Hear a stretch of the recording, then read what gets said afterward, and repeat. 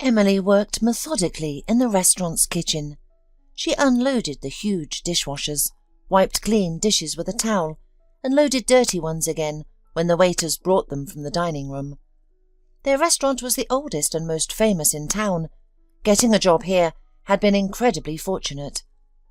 Emily loaded another batch into the dishwasher and glanced at her watch. Her shift was ending soon, and she had to pick up her son. She had separated from his father a year ago, a man she'd married out of spite for her first love. She had discovered Walter was seeing someone else and dumped him right before prom, and married Ken hastily shortly after graduating from school. Her husband was controlling, forbidding her to work or pursue higher education, and then, 6 years ago, Emily became pregnant with her long-awaited son, and now she was working the restaurant, with hours that allowed her to pick up her child from daycare on time. Everyone was quite happy, but their family life gradually crumbled. Ken was rarely at home, spending all his spare time with his buddies. And a year ago, he suddenly announced, "I've fallen in love with someone else. We've been together for 2 years and we're expecting a baby. Let's divorce quickly. You and Tommy can't stay here. My new wife will move into this apartment. Find a place to live, and I'll help with money. Let's split up peacefully, without fighting over property or alimony." "Fine," Emily replied simply. "I'm glad you at least had the decency to tell me yourself." "Well, what's there to hide? But it's good you're not being dramatic. Others would throw a tantrum." "Don't worry, Emily," her mother-in-law interjected. "I'll see Tommy and help out." Emily just nodded resignedly. She found a tiny but cheap apartment for rent next to the restaurant. Her landlady, Mrs. Allen, lived in the adjacent place with her alcoholic son, Scott. At first, he even made unwanted advances. "So, you're my mother's new tenant," Scott accosted her at the entrance. His greasy hair hung in his face, his blue eyes glinting. "I'm Scott. And your name, babe?" "Emily," the woman replied. "But excuse me, I'm rushing." "What's the rush? If you're in such a hurry, you can be kicked out right away. Won't take long. Let's get acquainted properly. Sit and talk." "I need to pick up my son from kindergarten," Emily protested. "Watch who you're talking to. You're talking to the apartment's landlord," Scott snarled, grabbing Emily's arms roughly, and began forcing her into the apartment. She was saved by keys, which she had in her hands. With her makeshift weapon, she struck Scott's leg, using all her might. Once, twice, 3 times. His grip loosened. Mrs. Allen burst out of her door, wielding a broom, which she brought down on Scott's back. "You fool! Why are you harassing my tenants? You bloodsucker! Always stealing my pension, and now you want to drive away my tenants? No wonder no one stays here. It must be your doing." "She attacked me first, look!" yelled her son, showing his torn pant leg. "Serves you right. You'll heal like a dog anyway," Mrs. Allen retorted, then turned to Emily. "Don't be angry with him. He's a fool, crude and insolent, but cowardly. Just don't move out, and I'll keep him in line." "All right," nodded Emily, who had nowhere else to go anyway. "But let him know he won't get off so easily next time." Scott learned his lesson after a few more rebuffs and quieted down, barely causing trouble anymore. Soon, Ken and Emily divorced. Ken even helped Emily with the move. However, that was it. As expected, Emily never received the promised help. Ken didn't even call, showing little interest in his son. However, Emily's personal issues paled in comparison to her work situation. Emily's relationship with the administrator was strained. Deborah was an angry and jealous woman, though beautiful. When she hired Emily, she emphasized, "I value loyalty in people, do you understand? You must be loyal to me. If you notice anything important, report it to me." "Are you trying to make me a spy?" Emily protested. "Besides, Others won't confide in a mere dishwasher. Don't worry. People relax when they view you as furniture, Deborah smirked. Just keep your eyes and ears open. That way you might last longer than others. Emily learned her lesson and avoided arguing with her boss, but she never snitched on her co-workers. All this year, Emily had firmly endured Deborah's constant nagging and complaints. She could burst into Emily's workspace unexpectedly to check plate cleanliness and sanitary compliance, often making up new requirements on the spot. Yet Emily didn't complain. Her earnings were decent enough to support herself and her son, with tips shared among staff after each shift. This day, after her shifts, Emily would hurry to the kindergarten. Tommy would be dressed and waiting, walking near the porch with the security guard. "Tommy, let's go home," she said cheerfully. "We'll stop by the bakery on the way. We still have time." "Oh, great! I've been craving cheesecake all day, Mum. You can't imagine." Tommy chatted excitedly. "By the way, I need a suit, tie, bow tie, and white shirt for our New Year's performance. I forgot to tell you. Mrs. Fowley says we need to start dance rehearsals, and I need the costume by Monday." "Thanks for the notice," Emily smiled, kissing her son's rosy cheek. "We'll get you a suit, Tommy. You'll be my most handsome gentleman at the ball." "Mum, you're too exaggerating," her son laughed. "But we are getting lessons from a special instructor. Mrs. Fowley says he's a champion dancer." Emily checked her smartphone to find hundreds of messages in the parents' chat. She had the next day off while Tommy was invited to a friend's birthday party. The woman planned to use her time to buy a costume for her son, but the prices for new items were too high. With a week until payday, Emily felt discouraged. Then she remembered the nearby flea market, where bargains could sometimes be found. She went there and immediately spotted an elderly woman selling an almost new suit. Nothing fancy, but classic. "How much is it?" Emily asked. "I need it for my son's performance." "I'll give you a good price. It's practically new. My grandson only wore it twice before it went into storage," the woman replied. "Take it, dear. You won't regret it." Without hesitation, Emily bought the suit and went to the mall for a shirt and tie. The children had already finished playing on the trampolines and eaten their cake. That evening at home, she decided to check if the suit needed dry cleaning. She reached into the pocket and suddenly pulled out something thick, folded in half. It was a colour photograph of a beautiful young girl laughingly embracing a young man. It hit her like an electric shock.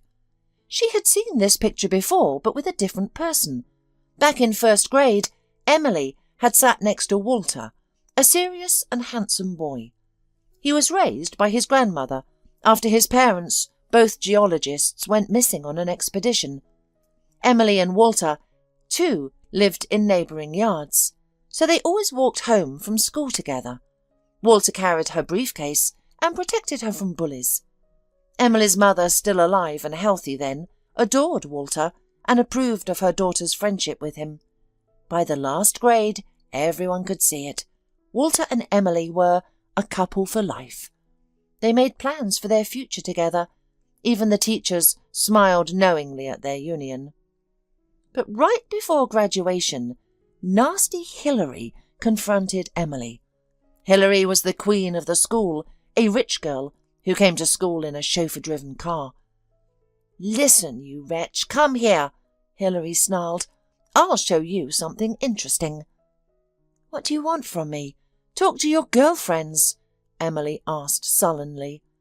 "Look at this picture." Hilary thrust a photo at her. "Your precious Walter looks so happy with me." Emily studied the photo. Hilary wasn't lying.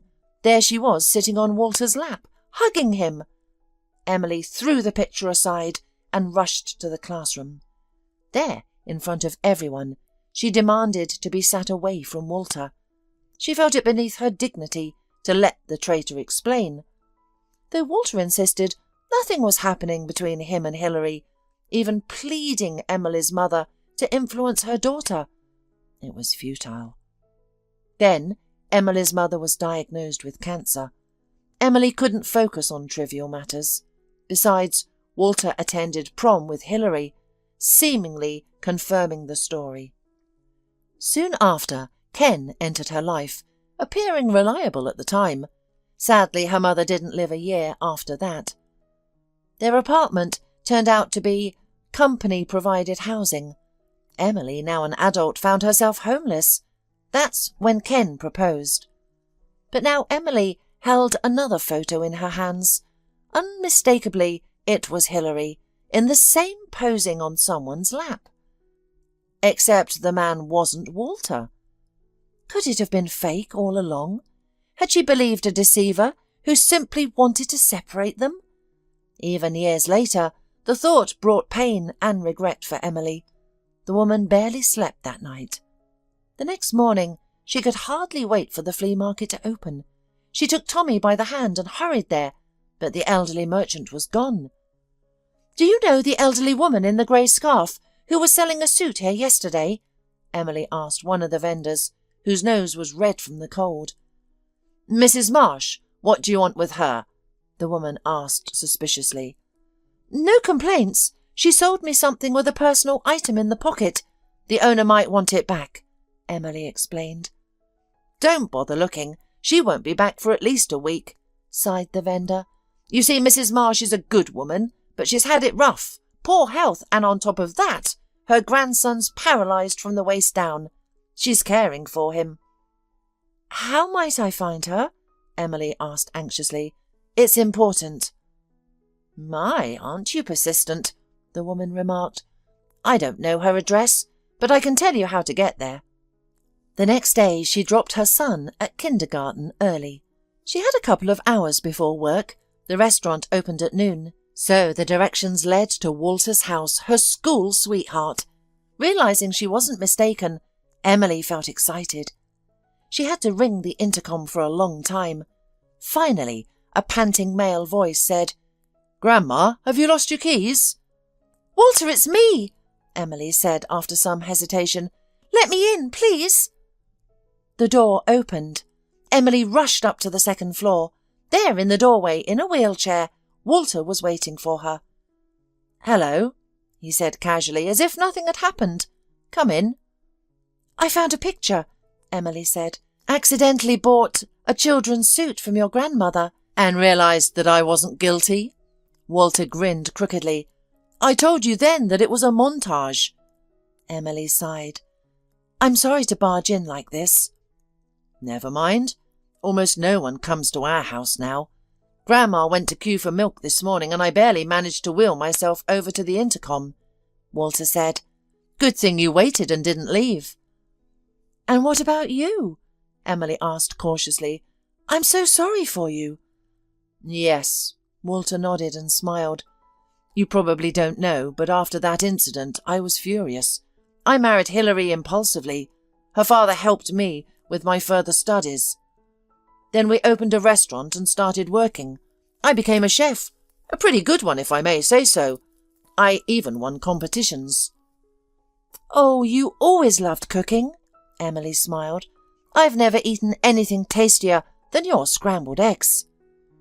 "Don't exaggerate," Walter replied seriously and continued his story. "We didn't have children, and we quietly ran our business. Her powerful father retired and moved abroad. That's when Hilary started drinking and driving drunk. I didn't notice at first, and then it was too late. One evening, she picked me up from the restaurant after work and crashed into a concrete pillar. She walked away without a scratch, but I got a fractured spine and ended up disabled." "How awful!" Emily gasped. "Can nothing be done?" "The operation costs money, but there are no guarantees. My grandmother and I are saving up, but it's slow going." "Won't your wife help with the money?" Emily asked. "After all, it's her fault." "I never accused Hilary of anything," Walter answered with a sigh. "Then, a half a year later, she came and said a crippled man didn't interest her any more. She filed for divorce, and I agreed. it would be better." "And left you broken in the care of your elderly grandmother," sighed Emily. "Yes, we turned out to be quite different from Romeo and Juliet," Walter grinned. "Tell me about yourself. What do you do? How do you live?" They chatted for a while until Emily realised she had to hurry to work. Deborah would be furious if she were late. The young woman promised her former sweetheart she would return. Walter watched her leave with a smile. Downstairs at the entrance, Mrs. Marsh met Emily. She immediately recognised her customer and grinned. "Had you guessed and remembered the address?" "No, someone at the market helped, and then I figured it out myself," said Emily. "Mrs. Marsh, isn't there anything that can be done?" "What can we do?" sighed the woman. "Surgery is necessary. I only have this apartment of value, so we can't sell it and live on the street." "Yes, that's true. Do you mind if I visit?" "Of course not. Why should my grandson sit alone with an old woman? Bring your son, too. You brought him that suit," Granny added. "I won't leave Walter any more," Emily promised firmly, surprising herself with her conviction. But the words were said. She hurried to work, feeling elated. From that day on, after taking her son to kindergarten, Emily spent a couple of hours at Walter's. They even gave her a set of keys to the house. Her school sweetheart came back to life before her eyes. Walter started getting out of bed in the morning with pleasure. He began cooking simple dishes again, though he hadn't been near the stove for a long time.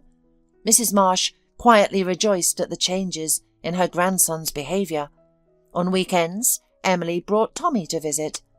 He quickly made himself at home, baking cupcakes with grandmother and playing chess with Walter.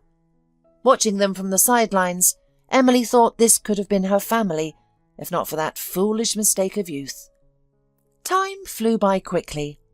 Tommy learned his dance for the kindergarten performance when Emily's ex-husband suddenly reappeared in her life. He came with questions for Emily's landlady, then began making demands, acting as if he still had the right to do so. "Tell me, where do you take our child on weekends? He doesn't have a normal home, and now his mother's got her hands full, going around with her lovers. You've got someone else, haven't you?" "Why do you even care?" Emily asked, looking squeamishly at her ex-husband. "Need I remind you who shared the bed with another woman for 2 years of our marriage?" "It's all your fault. You never loved me. Carla, on the other hand, values relationships." Ken immediately jumped up to defend his new partner. "And anyway, this isn't about me." "Yes, it is about you, Ken," Emily snapped. "For 6 months, you haven't given a penny for your son, haven't visited him once. And now what? You've come to assert your rights?" "What's the big deal? The boy isn't starving. He has a mother. You haven't filed for child support." "Well, I will. You and your mother convinced me you'd help on your own. By the way, you said before the divorce that your wife was pregnant. Where's the baby? It's been a year already. Or is your Carla an elephant? They carry longer." "We're not discussing that," her ex-husband barked. "Dump your lover, whoever he is, otherwise I'll file for termination of parental rights and take my son." "Of course, jealousy took over. You still don't care about Tommy, do you? Ken, I'm not going to listen to your nonsense anymore. Now leave. You can see your son when he's home." Ken struggled to leave her rented flat. Emily felt defenceless against her ex-husband now. If only she could cure Walter, or at least help him walk again. These were just dreams, but she desperately searched for money. Emily decided to be more proactive. She went to the restaurant director. Mr. Koskoff wasn't a bad man, but he wasn't usually giving away money freely. He refused to give his employee a large sum.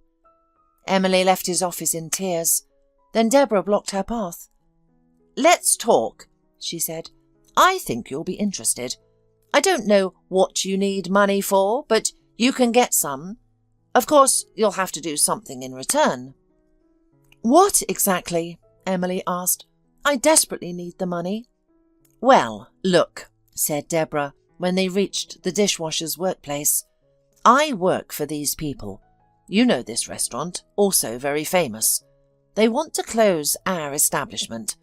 During this crisis, only one place will survive. I can't risk my reputation, so I need someone else to spoil the dishes. You need money, and my real employer will pay. When this restaurant closes, you'll come to work with me to our competitors." "No, I'm not going to earn money that way," Emily replied. "Besides, if anything goes wrong, you'll blame me, won't you?" "Of course. What did you expect?" Deborah laughed. "That's how it works. By the way, you can't refuse any more, my dear. You know everything now, which means you're in the same boat with me. Don't like it? Leave and do what you want.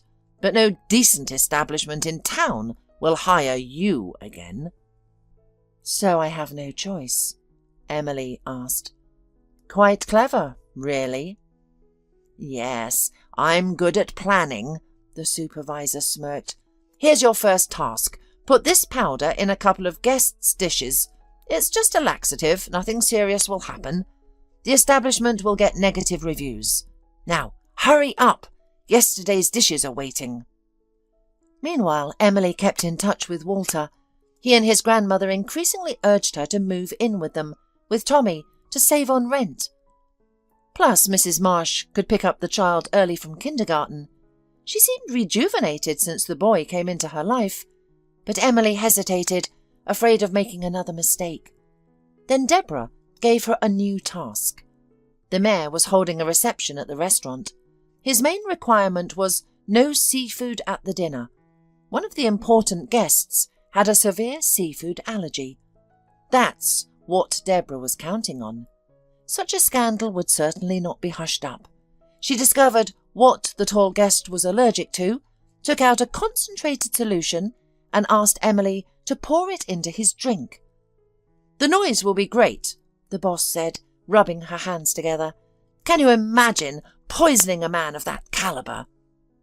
"Yes," Emily replied and took the vial. Her boss held it with thin, gloved hands. "Look, don't confuse anything. I checked. He'll drink still mineral water and black coffee at the end of dinner." But the dishwasher had already made up her mind. She wasn't going to poison any guests. She knew the restaurant was Mr. Koskoff's life's work.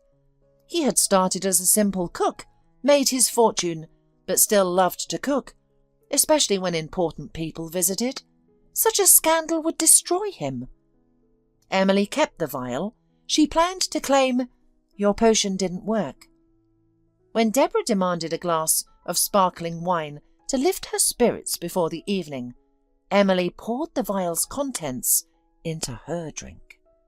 After a few sips, the supervisor turned red and began swelling rapidly. Until then, she had kept her allergies secret. Of course, the woman survived, but she was really frightened from possible consequence. That evening, the reception went splendidly. The staff anticipated generous tips. Emily knew she would never work there again. She quietly finished washing the last plates, removed them from the machine, wiped them, and placed them to their place. The weekend passed, and Monday morning brought a call from Deborah, summoning Emily to collect her final payment. "Thought you could outsmart me?" roared her boss. "Well, I'm alive, and now you're unemployed and will be scraping by. You loser." "Better unemployed than a poisoner," Emily replied. "Besides, you hate me. You'd have fired me anyway. What difference does it make, now or later?" "Ah, smarter than you look," Deborah sneered. "Now get out while you still can, and stay out of my way." From the restaurant, Emily went home. Today, she needed to pay the rent. The money she received would be enough for a month. But then what? When Emily told all her story to Walter and his grandmother, they immediately sprang into action, and finding helpful neighbours, moved Emily and Tommy's belongings to their apartment. The former landlady, however, promptly informed Ken of Emily's new address, which had been left just in case. The ex-husband promised generous payment for this information, unable to rest, knowing Emily's situation was improving. The next morning, Tommy went to kindergarten, and Emily was going to return a few hours later for her son's kindergarten matinee. She even felt relieved about losing her job. Requesting time off from Deborah would have been impossible. Walking back to Walter's house, she entered the apartment building and felt someone catch the closing door behind her. Emily hurried up to the second floor, opened the door and slipped inside, but her ex-husband followed her into the apartment. "Ken, what are you doing? You scared me!" she cried, backing away. "I need to know where my wife is sneaking off to," he said indignantly. "Ex-wife," Emily corrected. "You have a new family." "That doesn't matter. So, who you live with?" Ken strode into the room, spotted Walter in his wheelchair, and laughed. "No surprise here. The lovebirds reunited, as I see. Congratulations on your wonderful life with a cripple." "That's none of your business," Emily snapped. "He's twice the man you are, and actually cares about my son." "Is he even my child?" Ken snarled. "Maybe you two never stopped seeing each other. I've been walking around like a fool all these years. Anyway, just wait for the court summons. My child won't live with such an immoral mother. He's better off in boarding school." After Ken left, Emily broke down in tears. She knew he was doing this deliberately to hurt her, but she felt powerless to stop him. Walter tried to comfort her. He reminded her that mothers should look beautiful at the matinee, not be crying. Emily finally calmed down. She put on her favourite dress, which she had once sewn for the prom. She let her hair down, styled it beautifully, did her makeup, and went to the party. Mrs. Marsh was also invited, but cited business and stayed home. Tommy's performance was sensational. He moved noticeably better than the other children.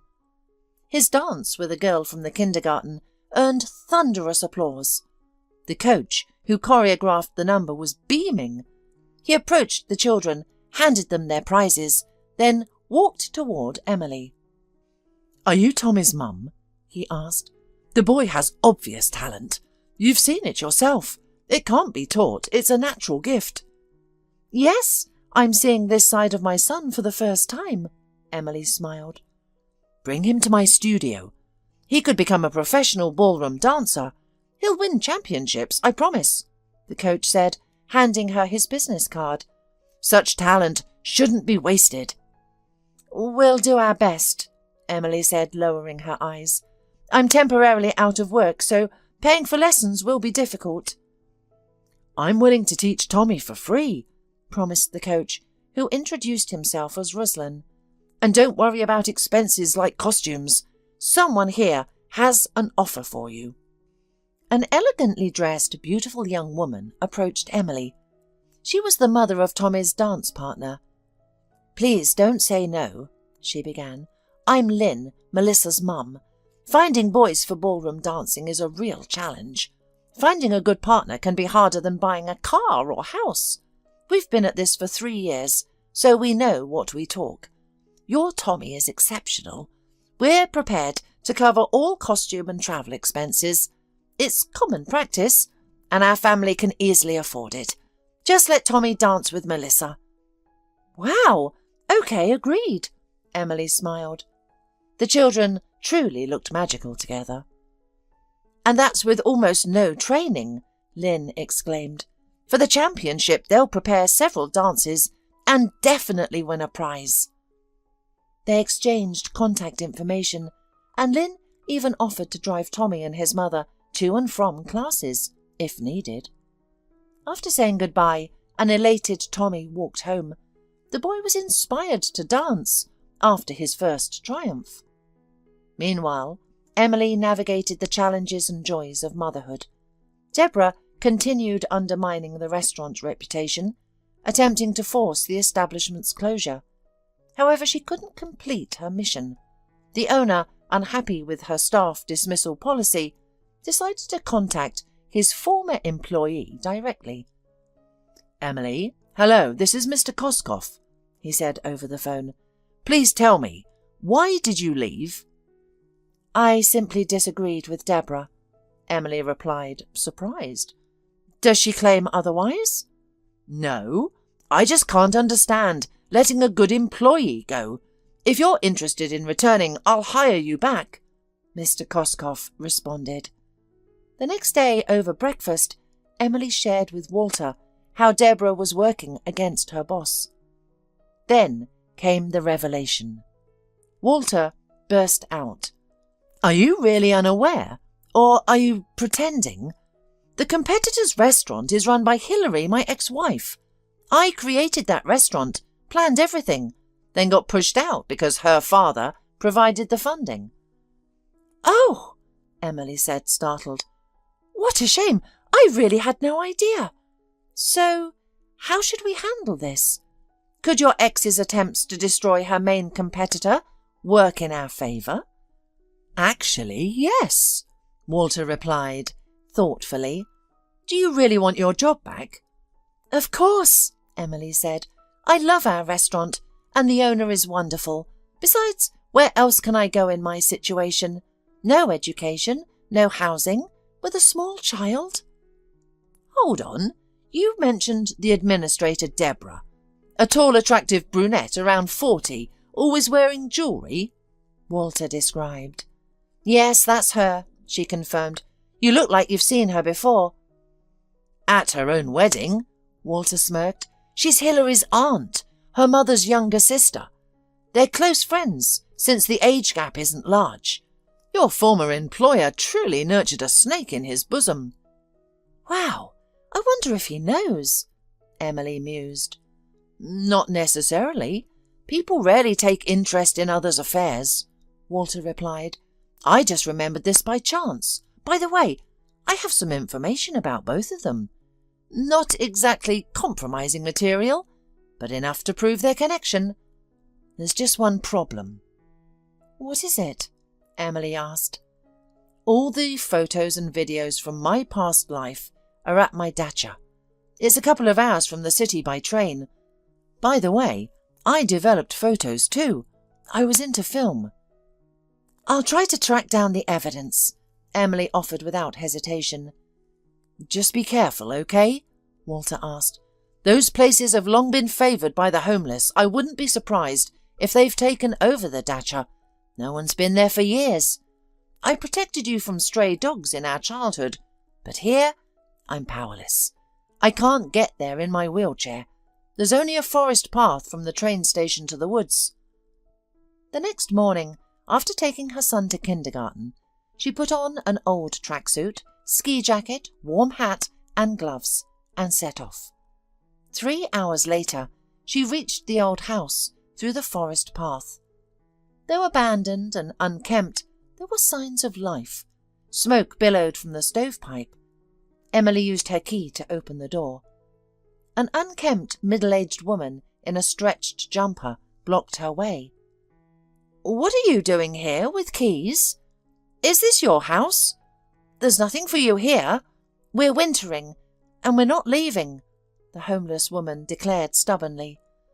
"I'm not asking you to leave," Emily replied with a smile. "I know you're wintering here. You see, the owner is paralysed, and I just need to collect some things. 5 minutes, then I'll go." "The poor man is paralysed. What a pity," sighed the woman. "Come in, I'm Wilma. This is Kelly and Ben." "How did you get in?" "Found the key in the spare room," Wilma smiled. "I'm actually from a neighbouring town. After my stepchildren had driven me from their father's cottage after his death, I was left homeless, and these unfortunate souls joined me. We took this little house. Nobody ever comes here. We even made jam in the summer. Would you like some currant leaf tea?" "Let's have some," Emily smiled. "You know, I doubt Walter and his grandmother would have evicted you. Consider yourselves approved tenants." "That's wonderful," Wilma rejoiced. "We're maintaining the plot and use everything very neatly." "So, where's the storage room with photographic supplies?" "I'll show you, sweetie," Wilma beamed. "What a relief to have the owner's permission. Deep down, I was afraid of getting into jail for trespassing." She led Emily to the storeroom. En route, Emily observed the house, spotlessly clean, without empty bottles or signs of disorder. These people lived more like resort guests than squatters. Setting aside her thoughts, Emily began searching. She soon found a photo stack and carefully packed it in her rucksack. After exchanging phone numbers with Wilma, even the homeless had phones, she said goodbye and headed to the station. The return journey felt shorter and more cheerful. At home, Walter supported her decision about letting the homeless stay, especially after hearing the impression they made on Emily. "Call your former boss and arrange a meeting," Walter said after listening to the tapes. "Now you can back up your words with facts." "Is it really going to be possible to defend myself? You're saving me again," Emily smiled, "only this time from angry women and unemployment." "Well, knights always save their loved ones," replied Walter. "Nothing surprising here." "Do you still love me?" asked Emily, coming closer. "Never stopped," replied Walter. "To demand reciprocity in my position is foolish, I realize, but that's just the way it is." "Oh, stop it. I'm ready to marry you even now. Should we go to the registry office?" said Emily. "Are you proposing to me now?" laughed Walter. "It appears so." Emily smiled happily. "Do you agree or not?" "Granny, there's my wedding coming up," shouted Walter at the top of his voice. "You'll have to put aside your dying plans that scare me every day." "Where can I go now?" Mrs. Marsh entered the room, smiling happily. "And anyway, I'm only 70. I expect at least 2 more grandchildren." An hour later, Emily went to the restaurant for a difficult conversation with her former boss. Fortunately, he was available and agreed to see her. Though initially nervous in his office, she eventually gathered her courage. "Did you know that Deborah is related to the owner of your main competitor?" asked Emily. "Impossible!" exclaimed the former chief indignantly. "I would never meet, much less hire someone from a rival business. It would be foolish." "Then perhaps this is worth examining." Emily placed the photos on the supervisor's desk. "Great," Mr. Koskoff sighed. "I've been wondering who the traitor was, and she was right under my nose all this time. Oh, that's their ex-chef in the picture. Very talented guy. I wonder where he is now. Anyway, I need time to review all this information. What do you want in return?" "Only justice," said Emily tiredly, and left the office, finally allowing herself to tremble from the stress and adrenaline. She had to get Tommy from daycare. That evening Mr. Koskoff called, requesting a meeting. Emily invited him to Walter's home. The former boss understood everything instantly upon seeing a man in a wheelchair in the kitchen. "Was it for his operation that you asked the money?" Mr. Koskoff asked Emily. "I'll provide it. Interest-free loan, if you prefer." "Yes, that would suit us perfectly," replied Emily cheerfully. "What have you decided about the other matter?" "We'll fight the competition, but honestly, come back as administrator. The restaurant needs you. Would that work for you?" "Absolutely!" Emily could barely contain her joy. "Have you found a dishwasher yet?" "No luck, but you know how hard it is to find workers these days," replied Mr. Koskoff. "If you have someone in mind, hire them." "I think I can help," Emily smiled. "Of course, I'll advance it to you now, and don't delay the surgery. I understand too much time has been lost already." After Mr. Koskoff left, Emily and Walter submitted their marriage application remotely the next morning. They wanted to be married before the operation. The new administrator then went to manage the restaurant. The staff welcomed the change enthusiastically. While updating the menu, Emily made a phone call. "Wilma, I have a business proposition. Would you like to try working as a dishwasher at the restaurant under my supervision? I can help with housing too. Come to town and I'll explain everything." That evening, after leaving her son, with Mrs. Walsh and Walter, she met Wilma at the station. The homeless woman stood clutching a large bag, looking lost. Emily took her to her former landlady, paid 2 months' rent in advance.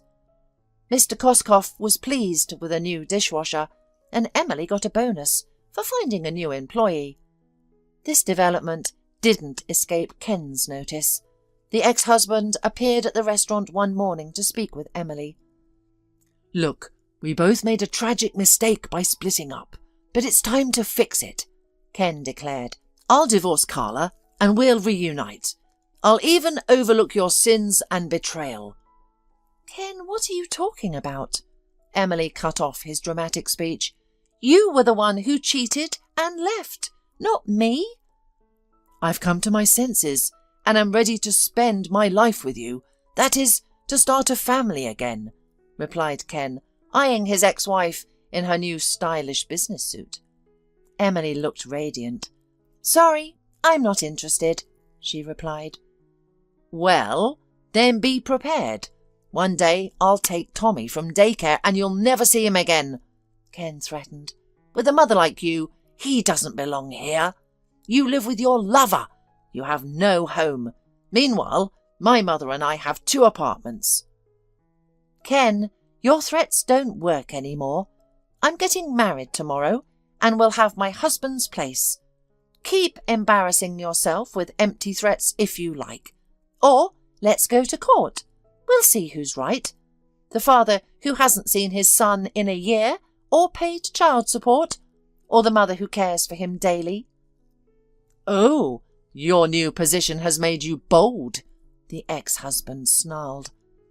"Enough of this nonsense. Go on. I have work to do." "You could at least offer me a free coffee," the ex-husband grumbled. "We're not complete strangers." The next day, Emily and Walter became a wife and a husband. Tommy attended and presented his mother with flowers, which Mrs. Marsh had helped him select and purchase. The elderly woman had grown deeply attached to the boy and now considered him her own grandson. 2 weeks later, Walter underwent surgery. It was successful, and the doctors gave optimistic prognoses. A month later, he took his first steps with a walker's support, though he still needed rehabilitation, which Mr. Koskoff helped finance. He explained it this way. "Look, kid, consider my offer. I know you're an exceptional cook and I want one for my restaurant. Focus on recovery, get better, then come work for me." "You know, I might still be on disability. I can probably work, but I'll need a cane," Walter replied. "No problem. We'll modify the kitchen to accommodate you. We'll make the chef with a cane our signature feature." Mr. Koskoff grinned. "But honestly, I believe in you and medicine." The restaurant owner now regularly drove Emily home after closing, discussing important matters. She learned that 2 other people had been forced to report everything to Deborah out of fear. Now they were free from that obligation. With her information sources, Deborah lost favour with her niece, especially since Hilary had sought solace in wine. 6 months later, her restaurant closed. It was officially listed for sale after she was declared bankrupt. It emerged that she owed money across the city, trading on her father's reputation. Walter completed rehabilitation. His disability status was removed. The young man was returning to life and his beloved profession. He began by cooking at home, then invited Mr. Koskoff for a tasting. After sampling the dishes, Mr. Koskoff immediately insisted on adding them to the restaurant's menu. "This will be remarkable. You're invaluable. It's time to turn to your profession. You're a natural-born chef. You've just proven that to me conclusively." Walter smiled modestly, and soon he was back in his field. Meanwhile, Tommy was thriving in ballroom dancing. He and Melissa won competition after competition. The whole family now cheered him on at competitions. Mrs. Marsh learned all the dance terminology and even joined an adult group at the same dance school. Walter smiled watching his granny shop for dance shoes. He never imagined he could be this happy again, especially when Emily shared news of her pregnancy.